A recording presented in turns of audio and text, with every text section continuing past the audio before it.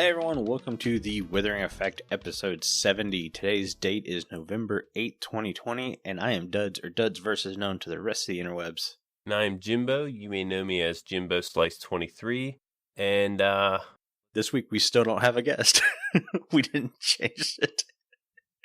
Yeah, it says we have a guest this week still in the notes, but I guess we'll start off with what we've done this week. I'm going to start off with my theme song today. Hang on. So I've been up for a couple hours now doing some work on an episode, and I've been playing some music. I've been listening to Easy Like Sunday Morning by Paul Jackson Jr. Highly recommend that. Obviously can't play it on the show, but that's now my new pre-show ritual, is listening to that song, since we're recording on Sunday mornings now. It's a good idea. Might make Sunday a little easier. Heck yeah. Yeah. What we've done this week, I'm going to let you go first. You go ahead. A lot of my Minecraft has been off camera. Mm-hmm. I didn't put a video out this week. I'm kind of going to take a week break. It's kind of like a 2-week break because last episode was the funny moments I've had throughout the season. Didn't really record much, just the before and after of my super smelter, but my base is just so big, I need to work a lot off camera. Yeah. To get a lot of this done. I don't want to do too many time lapses. I like to do like one per episode if possible. Mm-hmm. If not, I'm not going to time lapse the same thing. I have 4 towers to build. I'm not going to do 4 time lapses of the same thing. Yeah. So I just want to get everything in place to where I have, the ability to build a farm here. I can record that. I can start on my main base, which is kind of ridiculous because all the work I put into below my main base. So it's kind of, I want to keep things, I don't know. I want to get up to pace on the off camera work before I start recording again. We did do a live stream yesterday. Mm-hmm.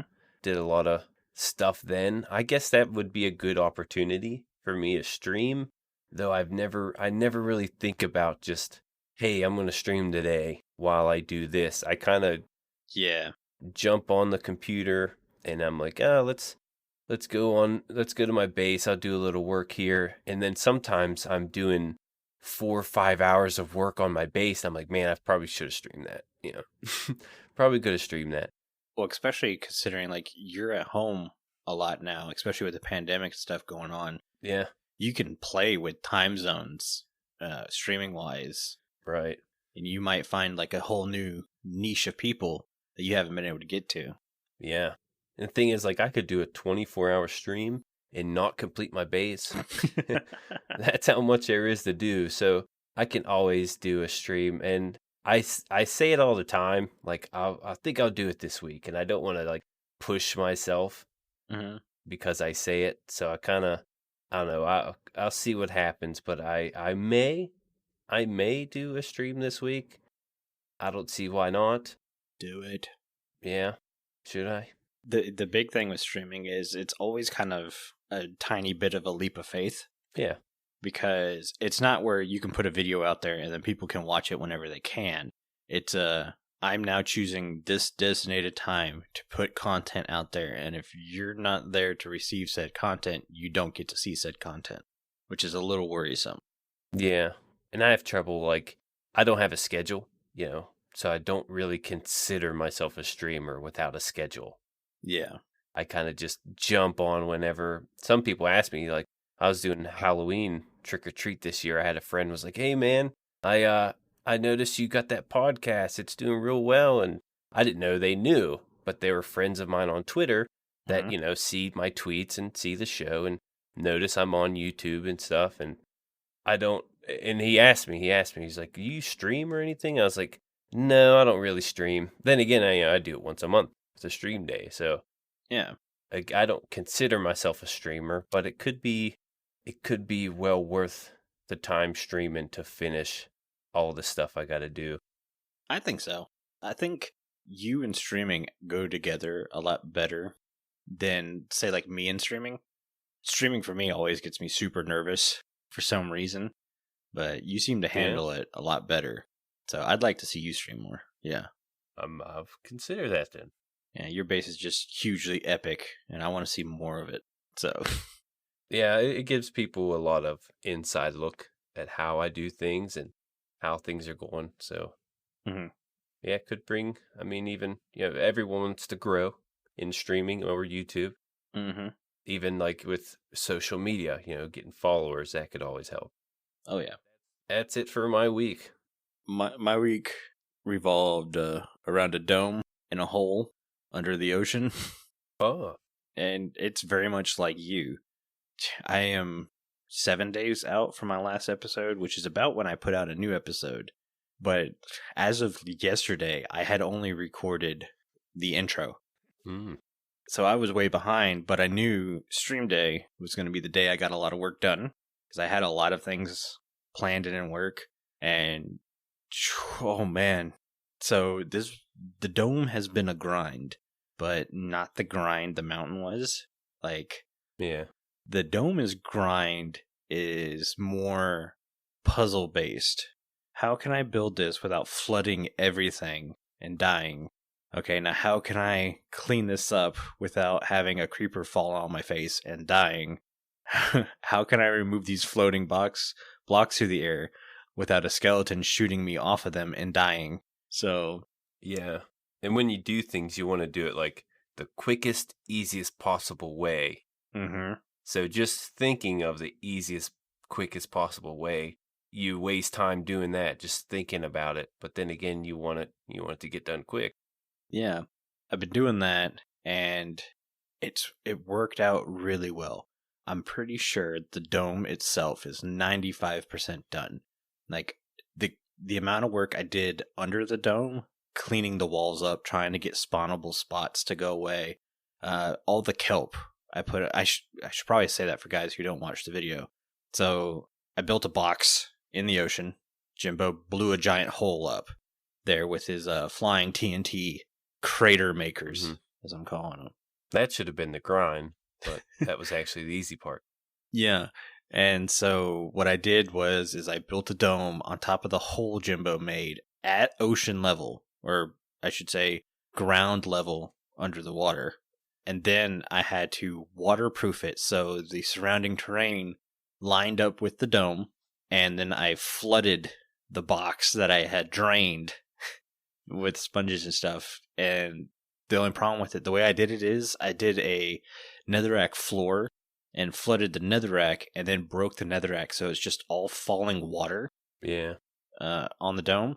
And I didn't want that because I want fish to be able to swim around and stuff. And falling water, they can swim through it, but they're just going to block right on the glass. And they make that sound too when they hit the glass. They go block.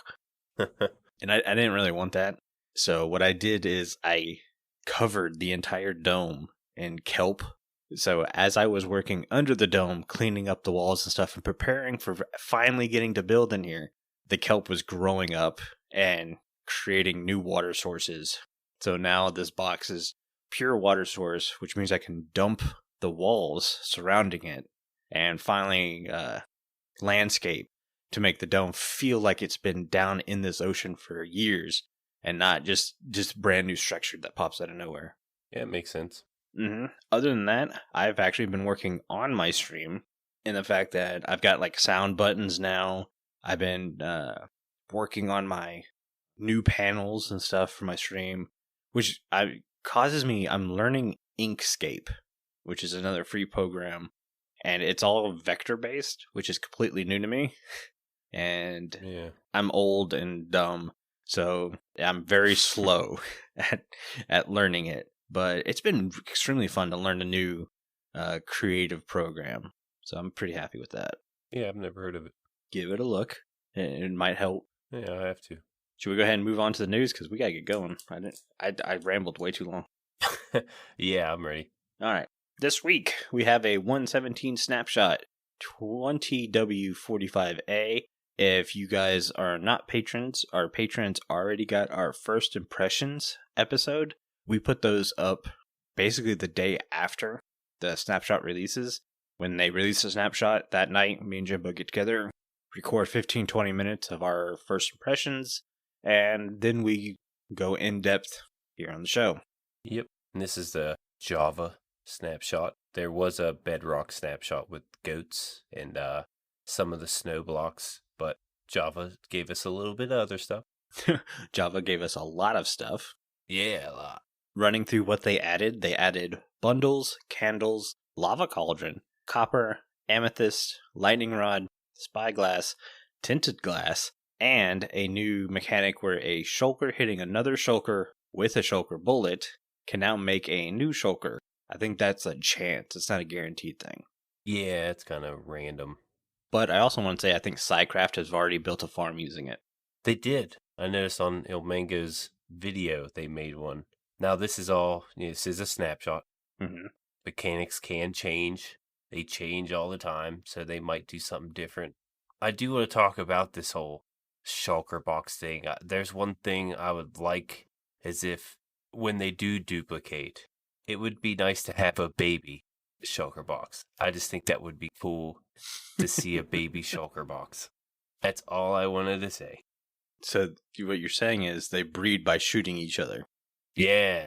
Shoot each other and breed babies. Baby boxes. Baby boxes. Is that where, like, if you kill it, the shells only hold half as much as a normal shulker? Maybe. Or maybe you gotta wait for it to grow up to get the shells. Wouldn't drop shells. Then you have to... And then they'd shoot little baby bullets. Yeah. They don't last as long when they lift you up? Yeah, and they don't last as long in the air when they come at you. Just a thought. I see where you're going. I think that might be a little too much, but it would be hilarious to see. Mm-hmm. Actually, it would be more like, oh, look at the cute little baby shulker. Oh, it's lifted me up in the air again. Kill it. It'd be like, blah, blah, blah. And then you'd be same situation. Mm-hmm. All right, Jimbo. I'm kind of curious what... Yeah, I'll get into the changes, but I'm kind of curious what a baby shulker box noise would be. Please send us noises of a baby shulker box if you guys are listening to this. Okay, let's get into the changes. There we go. We got quite a few. Entities have been extracted from main terrain chunks and are now stored in separate entities directory, similar to POI storage. Yeah, that should help with lag. Yes. Those new files are still region files with NBT. Not sure what that is. Can you elaborate on that? I don't know what that. So, like how you can go through and you can delete chunks at a time to reset it. It means those entity files will be reset also because they're based on where they're located in the world. They're not putting like all the entities into their own separate file. Well, they are, but those files are still located in the region. I don't know the behind the scenes. That's just me extracting experiences. Next change. Experience orbs now sometimes merge when in large quantities to improve performance. This does not change the rate at which the player can absorb them. It simply limits the amount of separate orbs floating around in the world. Orbs that merge will gain the lifetime of the most recent created one. That's a good change. I like that. Mm-hmm. Particles now appear when pistons break blocks. Simple firework rockets with 1 gunpowder can now be crafted using a recipe book. Finally. Thank you, Mojang. Dirt paths, formerly grass path, can now be made by using a shovel on dirt, podzol, mycelium, or coarse dirt, as well as grass still. Yes. And mine carts and rails work in water. Mm-hmm. Pretty cool changes. Those last 3 changes are huge. Yeah. By huge, I mean just huge to the life of the game. Quality of life, yeah. Yeah. Really does help. You know how much of a pain it is to make a path block? Mm-hmm. If you were to manually put a path block in, you'd need grass block. In order to get grass block, you need silk touch. So that's a huge change. I really like that. Yeah. Let's move into listener comments because, like I said, we've got a huge show and we hinted at, or we told you what's coming in 117, and we're going to get more into it for the main topic. But first, we have a comment from Dirty Blonde 655, new mod for the Discord, by the way. So give them a hi or a taco next time you see them. That's our Discord thing. And they ask, forgive me if you talked about it in the most recent podcast. I've been busy and haven't had a chance to listen to it. but a weather update is something I would love to hear your thoughts about. If you're using an elytra and you have little control during windy... Oh, like if you're using an elytra and you have little control during a windy day. Sunday mornings do not work well for me reading. Yeah. It's easy like Sunday morning. Yeah. Weather has always been one of those things in Minecraft that I think gets disregarded. Every time it rains on a server, what's the first thing that happens? People run and try to sleep and get rid of the rain. No one likes the rain. So I think your biggest thing would be to try to make weather nice on a server, or just in the game in general. And I don't know if you're gonna find a way to make weather nice. I don't know. Like wind, you can't really put wind into Minecraft, I don't think.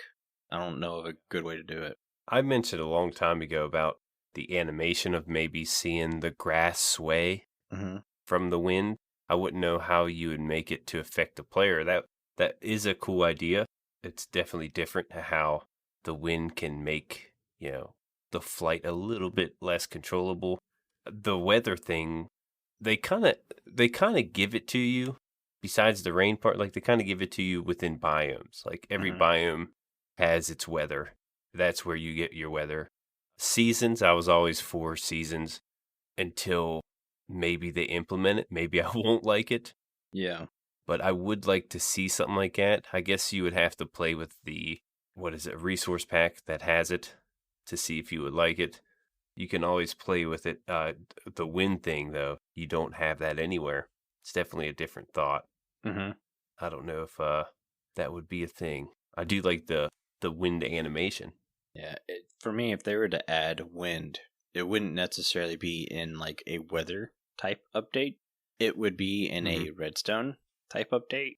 Now that we have lightning causing redstone signals, imagine wind powered redstone signals. Say you build a turbine and every couple random ticks, turbine spins and it pushes out a redstone signal. Or maybe you put it in a good place where it's constantly spinning, which means the redstone signal is always on or something. I don't know.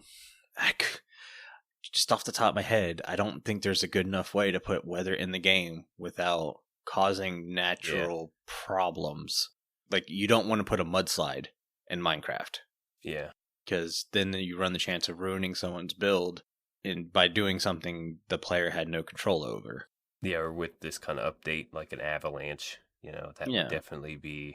They do mention how they don't want the nature of the game to destroy your builds. I had something and it's gone. Oh, the skulk sensor block. Wind and weather. I don't know if that would affect that either. Like maybe grass would blow. The skulk sensor would go off so many times because all the grass around it. I don't know if that'd be a thing. Maybe I'm just making that up, but that could affect something there with the weather. I'm trying to think, and honestly, you look at the little bit of weather we have now, and it's not great. It's a nuisance, really, especially for us that make YouTube videos, because it just compresses absolutely horribly on YouTube. Yeah. So we try to get rid of the weather as quick as possible. There's times where you need a thunderstorm if you want to charge creeper and stuff, but other than that, you can't sleep through the rain. It's only thunderstorms, so you got to put up with the rain to do what you're doing, which can be annoying. The only good-looking weather in the game is snow, and you have to live in a snow biome to get it, and no one wants to live in a snow biome. Yeah. Yeah, thanks for your comment. I'm sorry we can't come up with a good way to implement weather into the game, but those are our thoughts. Not great thoughts, but they are thoughts. I do like the thought of it, though. How the wind can mess up your flight. It's just interesting. Never heard of that before. Thanks for the comment. Talked about how Dirty Blonde is a Discord mod for us. Let's get into the Discord ad this week. This week's Discord ad is from a former guest, Cass. Take it away. Is this thing on? I'm Cass, and I'm here to figure out why you have yet to join the Withering Effect Discord. It's a great place to hang out with other Minecraft enthusiasts and the creators of the show. It's also the only place you can vote for Block of the Week. The link to join the Discord is in the show notes. All right. Thanks for the Discord ad this week, Cass. And if you'd like to record one, get in touch with me, Carl, Jimbo. More than likely Carl. He has all the scripts, and he's planning all these things. But, yep, Discord is the only place you can vote for Block of the Week, which is getting an update soon. So if you guys want to get in on the action, go ahead and join the Discord. But this week, our blocks to discuss are the Dropper, Cartography Table, and the Lectern. And the winner of Block of this week is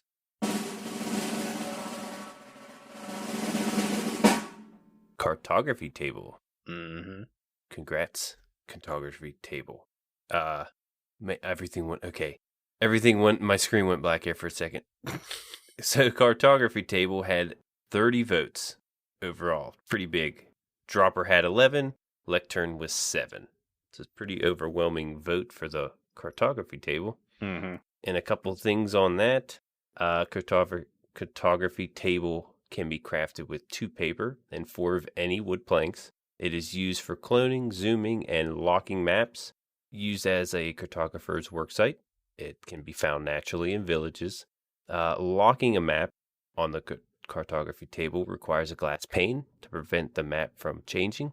And it can be mined with an axe, but could be mined by hand. Yeah. And so when it comes to updating the Cartography Table, I had a discussion with this on stream, and people kept talking about what it could do to maps, because that's what a Cartography Table is. It works with maps. And I was like, that's great and all, but we have this new item coming to 117, and I would like it to be able to interact with the Cartography Table a little bit, because maps are all well and good, but even I will look at a map and go, how the heck do I get there? Yeah. And I was like, a good way to do it is if you have a map with a point of interest on it, you know, like the banners, how you can create points of interest with banners on maps. If you could take a map with those and combine it with the new spyglass, the spyglass will now have a dot on it where you could just kind of be looking through it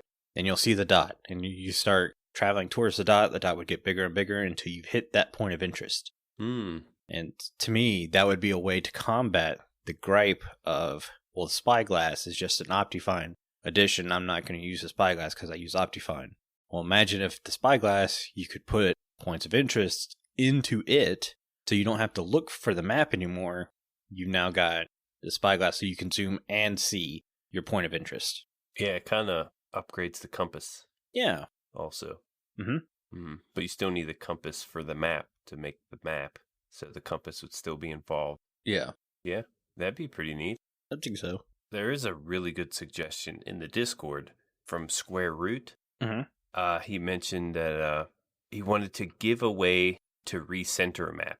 Because I hate when I generate a map for my base area only to find that it's way off from the center or the cutoff point. Mm-hmm.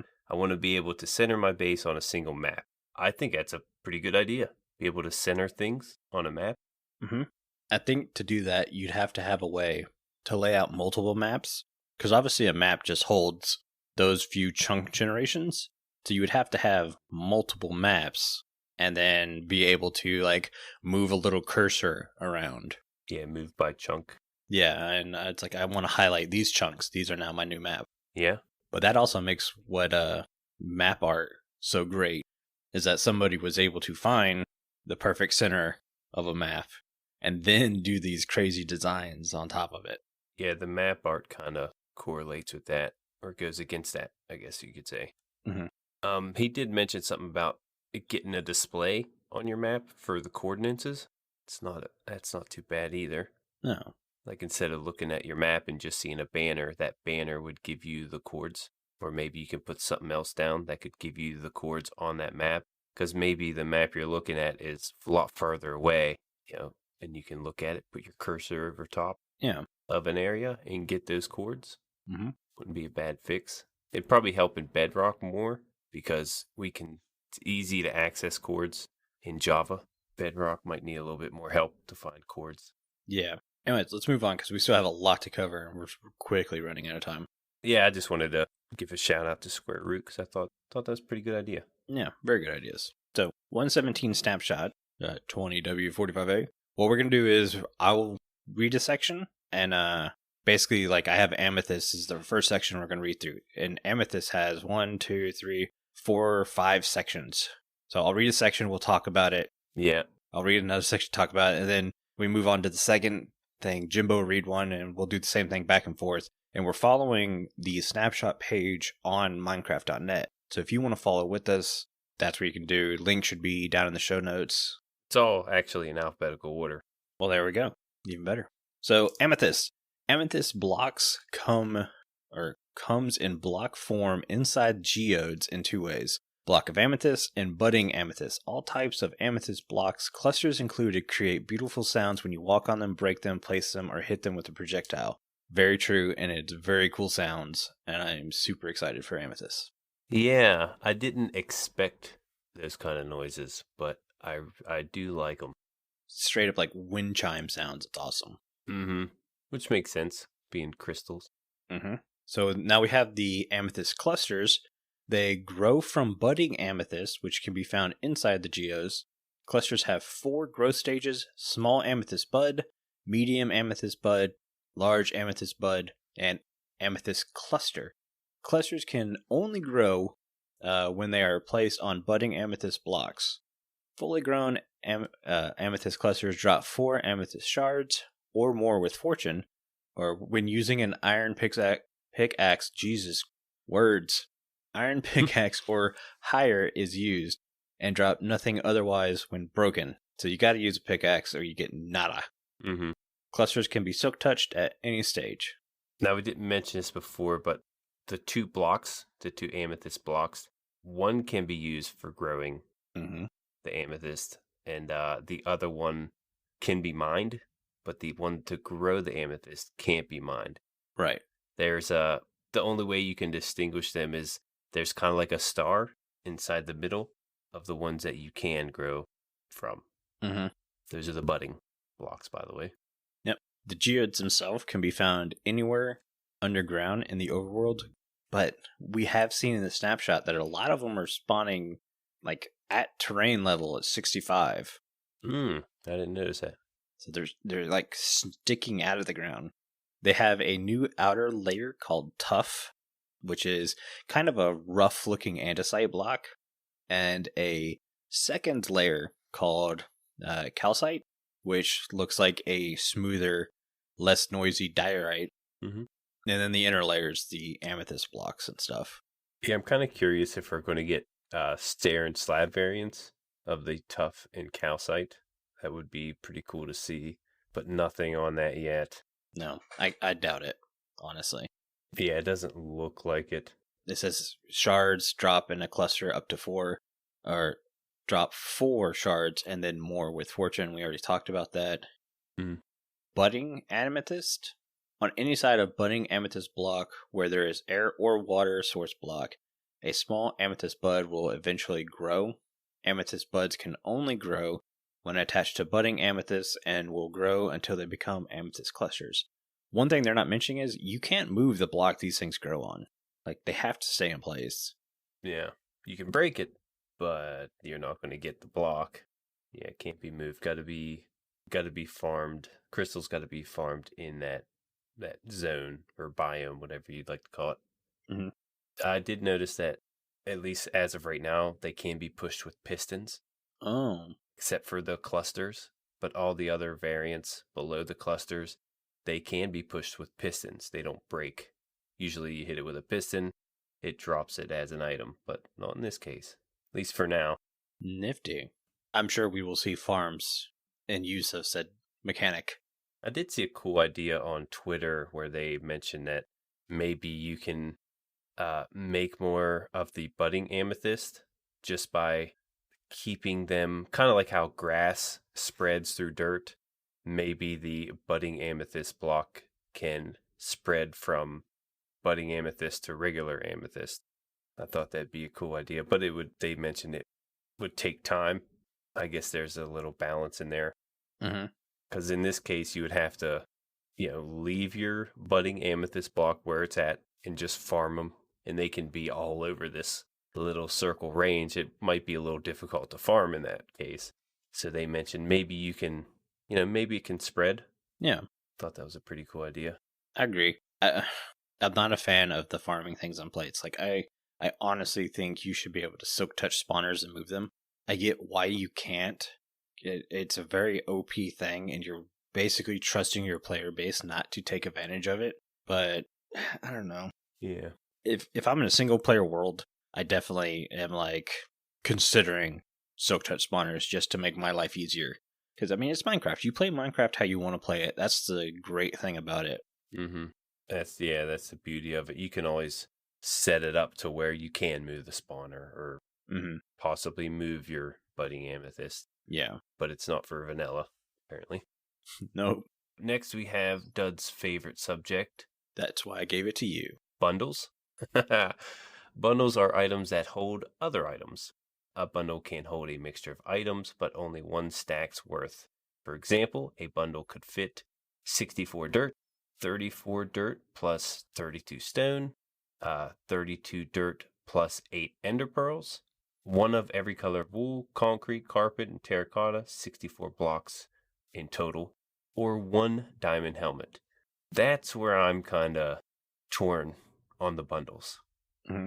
Why couldn't you put more than one unstackable item inside of these things?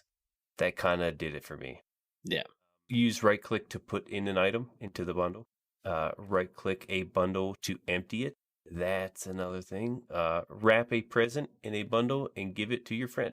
And that's the nail in the coffin to me. Because this bundles feel like wrapping paper. That's all they feel like to me. Yeah. It's like, I would much rather get a shulker box. And I get what they're saying. Bundles are not supposed to be end game thing. They're supposed to be before you get a shulker box. But me and you talked about the recipe. What is it? 5 or 6 rabbit hide and some string? 2 string. Yeah. Rabbit hide's not easy to get. Even though it should be, it's really not, especially early game. If you haven't found carrots yet to lure rabbits in, they're not easy guys to smack with a sword. Yeah, it'd be nice to have another way to get rabbit hide. Mm-hmm. Like I mentioned, maybe you can take leather and break it down, because you can always put 4 rabbit hide together and get a piece of leather. So hopefully they get a new crafting recipe for that, so it could make it more obtainable. But even it being obtainable, I don't know if I'm going to use it as much. Yeah. I was all like, oh, Duds isn't giving it a chance. I'm totally on board with you now. Mm-hmm. The whole fact that you cannot put unstackable items in there together. Welcome to the dark side, Grumpy Jimbo. Yeah, that's kind of a deal breaker for me. I didn't like that idea. Yeah. Hopefully they make some more changes. To me, the one redeeming quality I thought it was going to have is the unstackable item thing. Because imagine how cool it'd be to be able to put 64 soups in a bundle. It's a little bit ridiculous when you think about it, but just go with me, because now that makes soups a ready, reliable food source, because you could just put a ton of bundles in a shulker box with a ton of soups in them, and now you have a really cool food source that's different. I'm all about the different food sources this year. Like, I'm so sick and tired of golden carrots every time, every season. Basically, by the time you get into week 3 or 4, golden carrots are the only food source from then on. Now it kind of seems like cooked pork chops are the thing, but I don't know. Yeah, and then there's the thing where you got to right click to empty the bundle. Oh, yeah. And if you have so many different blocks in there, like if you don't have 64 dirt in a bundle, which why would you? Mm-hmm. If you have like 20 different blocks and you go to empty this thing, you're throwing them out onto the ground. So you have to do inventory management to empty this thing. And that's one thing it's supposed to prevent, was, to help your inventory. It's literally the equivalent of grabbing your book bag by the base and flipping it upside down and just dumping it everywhere. Yeah. Yeah. Yeah, I don't know if there's any way to take one out. As far as I can tell, there is not. You gotta take them all out, yeah. So let's move on from bundles, because they make everybody grumpy, including Jimbo. Yeah, I'm in a bad mood now. Not easy. It's not easy Sunday morning anymore. All right, well, let's get into something really cool, and that's candles. Candles can come in all 16 colors plus one uncolored variant. Yes. Up to 4 can be placed on one block. Yes.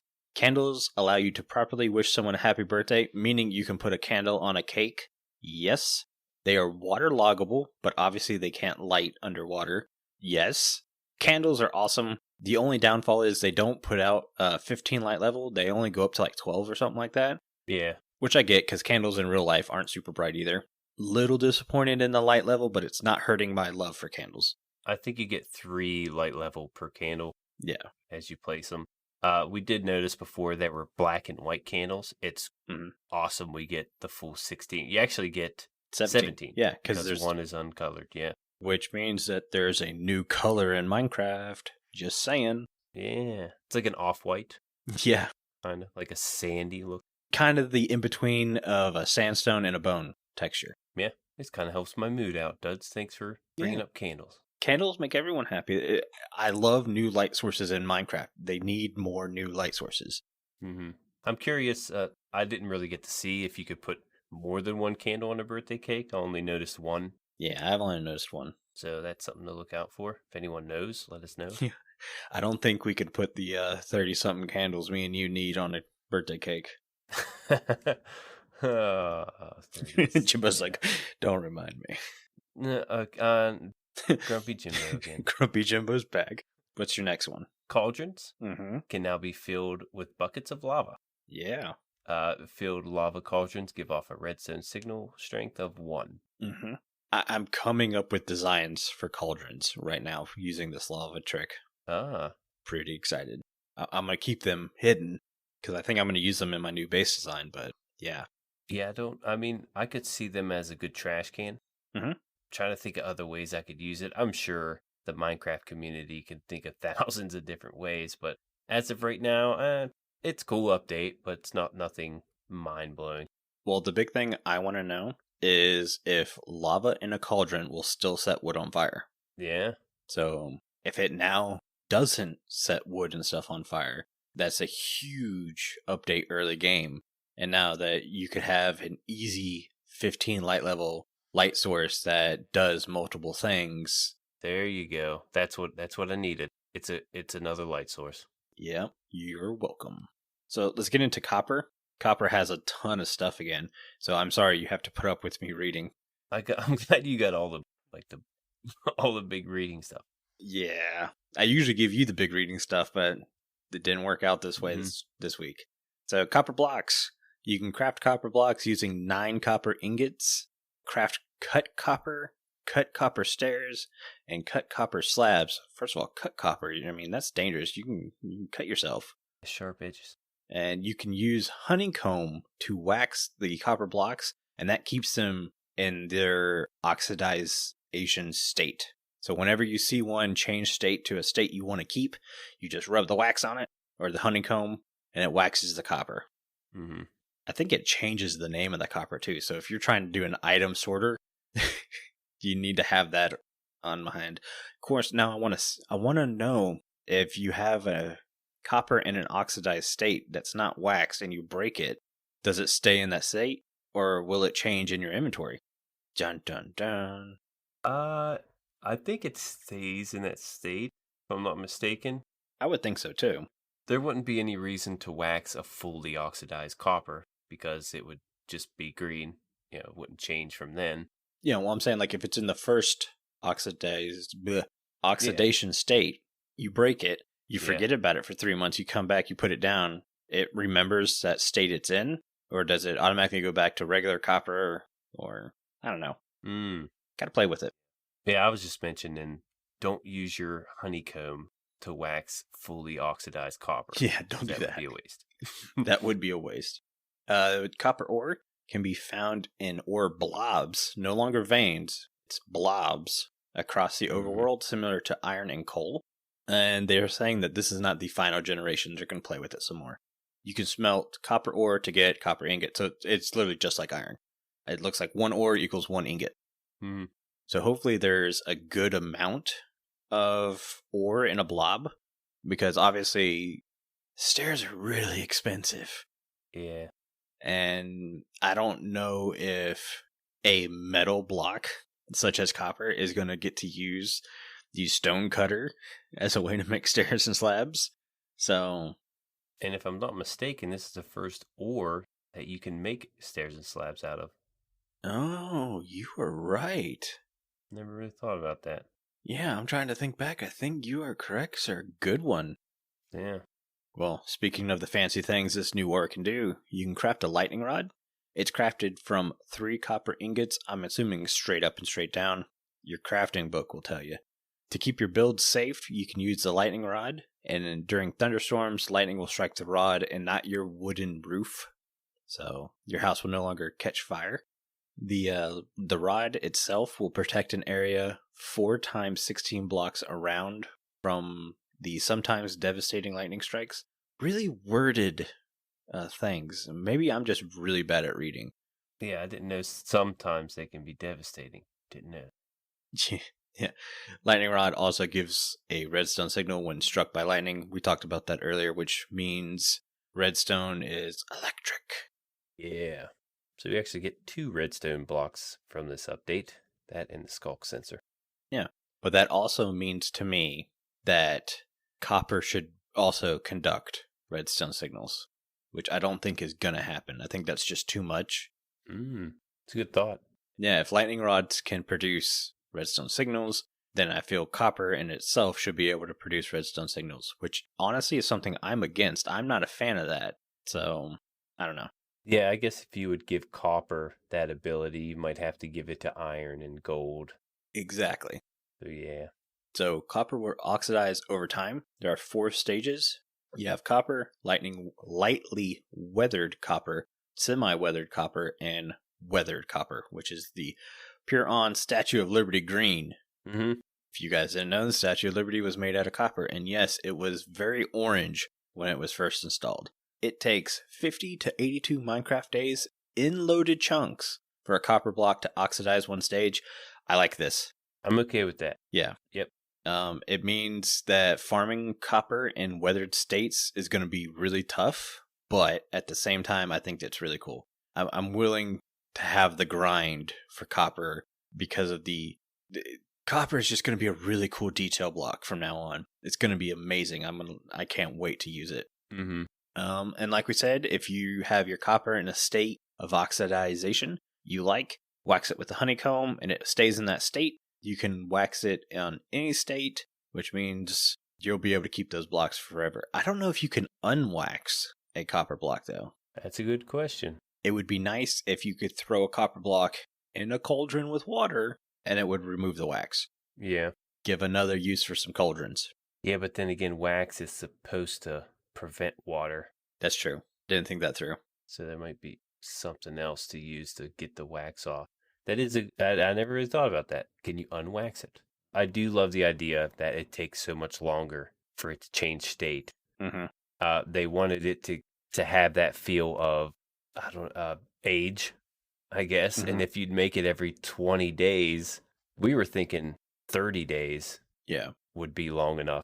But yeah, I was thinking, these are going to change in like 15, 20 days. And on a server, days go by so fast, things are going to get to the oxidized state so fast, you're not going to be able to tell, the lifespan of it. But I do like the idea. If you're playing in a server with a bunch of people and you're all living in the same area and you want certain oxidization states, you basically have to lay your blocks out. And then when you get off for the day, you have to pick all your blocks back up and then hop back on, put all your blocks back down, and then pick them back up. Because people are playing almost 24/7 when you start a new server, which means those oxidation states are just changed. Yeah. You'll go to bed one night and you'll come back and everything's green. So you're like, you can't have that. So yeah, you'll miss the middle, the change. Yeah. Next item on the list, Jimbo. Next item we have spyglass. You can use your spyglass to see faraway things. Pretend to be a sea captain or catch your neighbor in an act as they dye your sheep lime green. I don't know why that was in there. I guess that's just an example. Yeah. The spyglass is crafted from 2 copper ingots and 1 amethyst shard. The only thing I have to change with the spyglass is the rounded texture. While it's pixelated, it doesn't feel very Minecrafty. And the fact that it's always a sprite, and by that I mean it's a 2D item. Even like when you're holding a sword or a shield or an axe or whatever, those are still technically sprites. They still feel a bit 3D, especially the shield. Mm. And I would like the spyglass to take on that 3D look and also have the on-looking shadow go from circular to a more squared shape, considering that's the shape the spyglass probably would be in-game anyways. Yeah, I'm okay with the circle shape. Yeah. Maybe a little more oval. I mean, out wide, wide ways. Mm-hmm. Oval it that way. But yeah, I'm okay with the circle shape. There's really, I mean, if you don't have Optifine, that gives you a reason to use it. But without it, man, it's kind of, or with Optifine, you really don't need it. I mean, you get a better look with Optifine. Yeah, the spyglass does zoom in a lot further than Optifine. Oh, does it? But the problem, if you only have like 10 chunks is your vision range, does it really matter? Mm-hmm. Right. I don't know. But you can spy on your neighbors trying to dye your sheep. That was, they mentioned it. Yeah, no, I think I'd be able to see the lime color from a ways away. My thing is, it's another tool you've got to carry, and we just don't have the space and inventory to keep. I mean, last update was, guess what? You want to chop down trees and get leaves and stuff? You're gonna need a hoe. And it's like, why couldn't we get a new enchantment for the axe to do that? Nope, use the hoe. It's like, all right, well now this update we have a spyglass. Oh, you want to look far away? Use the spyglass. But I have Optifine. Nope, use the spyglass. It's like, but cheaty zoom key. Nope, spyglass. It's like, I don't have room to carry all these things. Yeah, but my inventory, here's a bundle. Yeah. Well, does that put non-stackable items in here? No, use the bundle. It's gift wrap. Nope, it only fits one spyglass. Let's get off bundles because that makes us grumpy. Yeah. Well, one thing I wanted to mention, they're like moving, or you have to re-sign in with Microsoft or something. Yeah, the migration. We talked about that. Yeah, the migration. I wonder if that's going to try to filter out Optifine for people to use the spyglass. Nah. Just a thought. I don't think so. Okay. I mean, I could be totally wrong, but I don't think Mojang would do that. Yeah, I was just curious.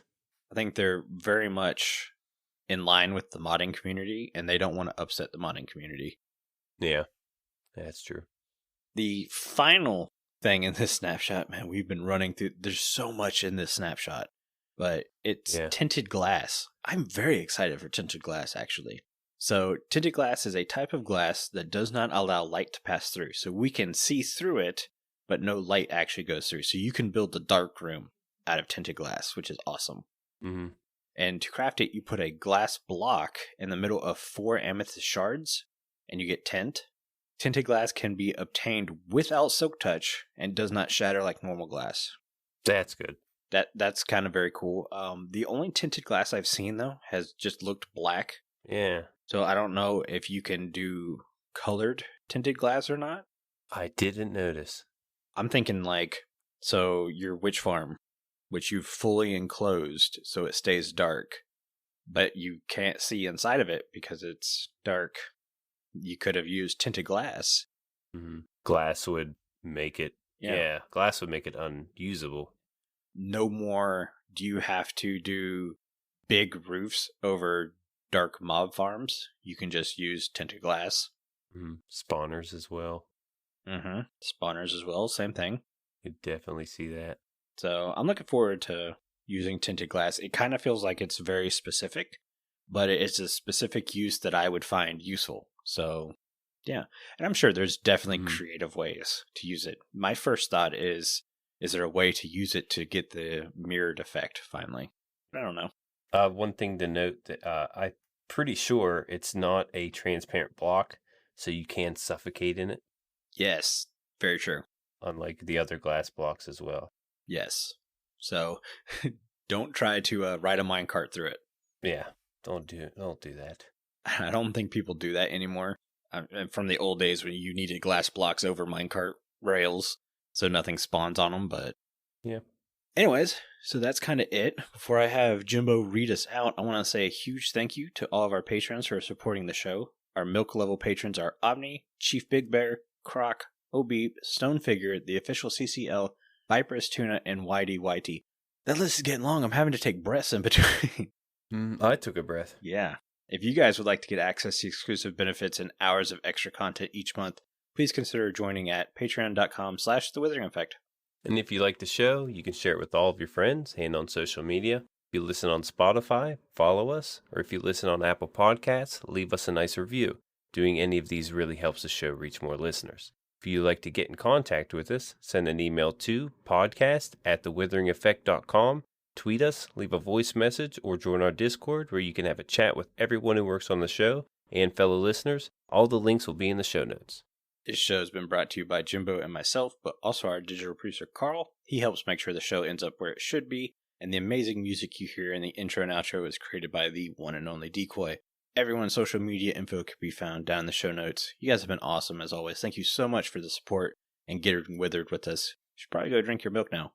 Bye. See you guys.